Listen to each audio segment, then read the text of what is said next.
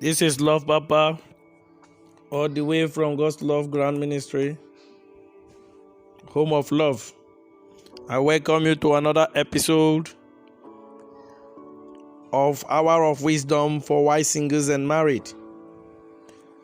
I will be leveraging on a topic I titled Habits that are destroying your relationship. Habits that are destroying your relationship. There are some habits we need to put to check as long as we want our relationship to grow. The coming together of two individuals with different mindsets and upbringing is a process that takes time. And making a relationship work requires a lot of effort and commitment from us. Sometimes it lasts in love, but other times it hurts instead. There is no magical relationship, and there is neither a perfect spouse anywhere. I used to tell people, I tell couples every time, those seeking for a life partner, God never gives you the finished product. He gives you the raw material for you to process. What we have are two people whose imperfections complement each other. Two persons that have determined to help each other grow. Two persons that have determined to help each other grow. Relationship, they say, do not die a natural death. Most times our actions and inactions lead to the death of something we once admired and longed for.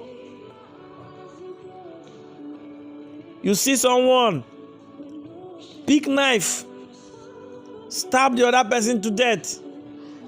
They once loved each other, got married on the same altar.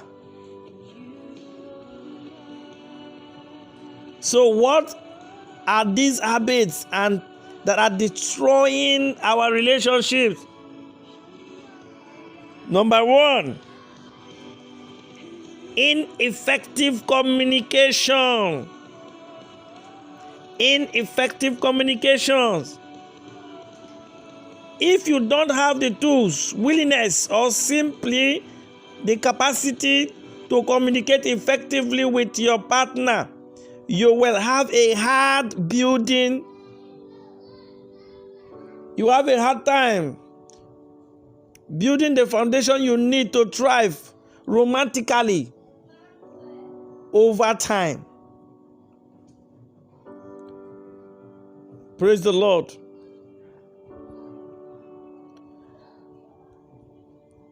Number two, inability to compromise. Look, no relationship is perfect. Each partner will have to pick and choose their battles and take the time to determine what their non-negotiables are within a relationship. However, beyond that, which is deemed as non-negotiable, both partners will encounter moments such as arguments and decisions, etc., in which they have to compromise. A partnership is ultimately a collaboration. After all, so ask yourself, what are you? Ask yourself, are you willing? Are you willing to meet in the middle? Maintain an open mind. Close the gap. Or is it always your way? Do you want things to go your way? A great man of God who has gone to be with the Lord, Senior Prophet T.B. Joshua, once said, I quote him, he said, you do not meet Jesus at an end. You do not stay for Jesus to meet you. You walk and halfway the bridge, and Jesus is already there waiting. He makes it easier for us because he knows even Jesus could not carry his own cross to where he was crucified. Someone has to help him. So in this context, Jesus is always halfway in every journey of your life, waiting to receive you. So in the journey of marriage, he's there. In the journey of relationship, he's there. Let it not be your ego, your pride. Each partner is to meet each other halfway. If you have a bridge, come halfway the bridge and wait.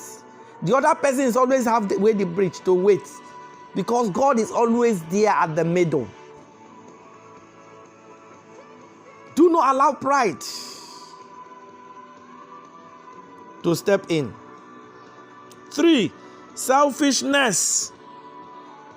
In any relationship, you should advocate for the success and happiness of your partner in equal measure to your own. There will be many cases in which your immediate expectations or desire might need to take a back seat. Allow that person first. In order for you to succeed, in order for your partner to thrive, that's okay. If that will bring about the success, that's life, and that is love. It's a matter of finding the balance.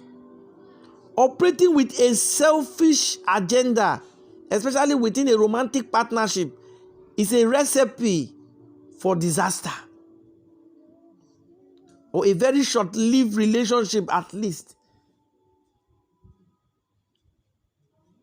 When you say, I no longer love him, I don't feel anything for him, something happened.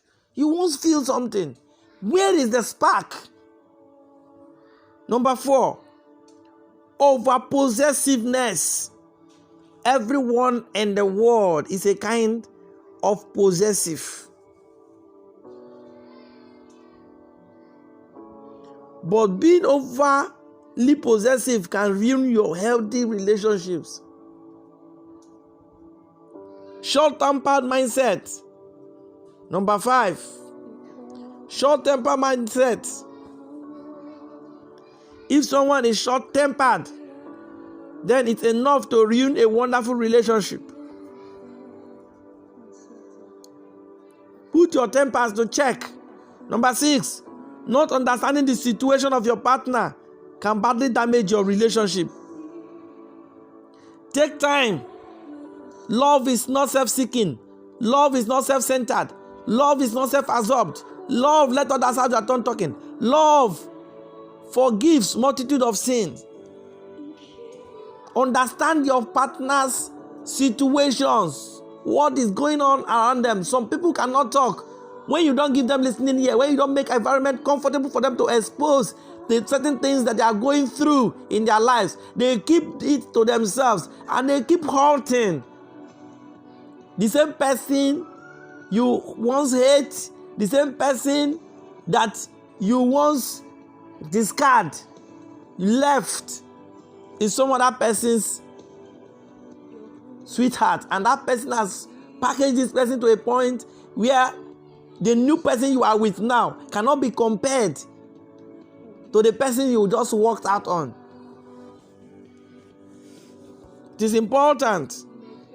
7, not giving proper space can also be the reason. These are bad habits destroying your relationship. You don't give space. Space is one of the things I tell people. Allow them have their space. Allow them have their turn talking. Allow them to get their groove. Don't choke them. Don't always be in their business. Don't always be in their space. Don't always be